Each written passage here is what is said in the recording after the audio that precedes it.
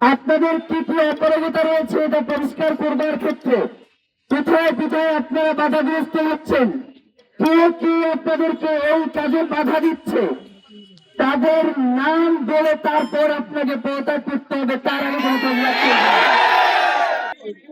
খুনিদের বিচারের জন্য একটি দ্রুত বিচারিক ট্রাইব্যুনালের মধ্য দিয়ে 30 কার্য দিবসের মধ্যে এই বিচার কার্য সম্পন্ন করতে হবে। তদন্তের জন্য FBI থেকে শুরু করে আন্তর্জাতিক গোয়েন্দা সংস্থা যারা পেশাদারী এবং নির্ভরযোগ্য তাদেরকে এই মামলার তদন্তের সাথে যুক্ত করতে হবে।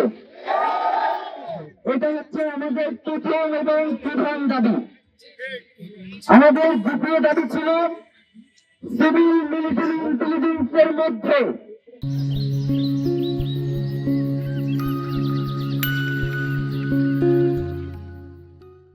ঘাপটি মেরে বসে থাকা আওয়ামী দোষরদের দ্রুত গ্রেফতার করে বিচারের মুখোমুখি করতে হবে।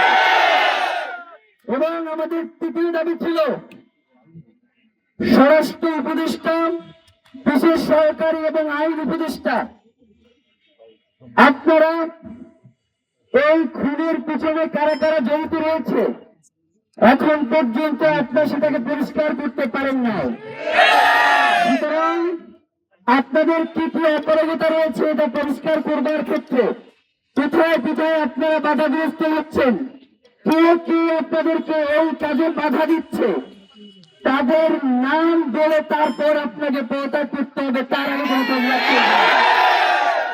প্রিয় ভাইয়েরা, এই তিনটা দাবির জন্য আমরা ইনকিলাব মঞ্চের পক্ষ থেকে জবাব দেওয়ার জন্য তাদেরকে 24 ঘন্টা বেছে দিয়েছি।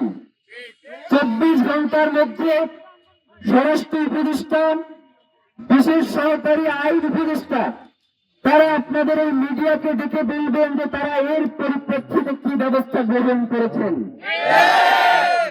যদি তারা গতকালকে যেই কার্যক্রম ঘটিয়েছে তার মধ্যে দুঃসাহস দেখায়, তারা যদি নিজেরা উপস্থিত না থেকে ওসমান হাদির হত্যাকাণ্ডকে লঘু করবার জন্য অতিরিক্ত আইজিপিকে দিয়ে বক্তব্য দেওয়ায়, তাহলে আমরাও এমন কথা বলবো যাতে আপনি আর ক্ষমতার চেয়ারে থাকবেন না। ভাইরা, এই মুহূর্তে আজকের বিক্ষোভ পরবর্তী যেই সংক্ষিপ্ত সমাবেশ সেখানে বক্তব্য রাখার জন্য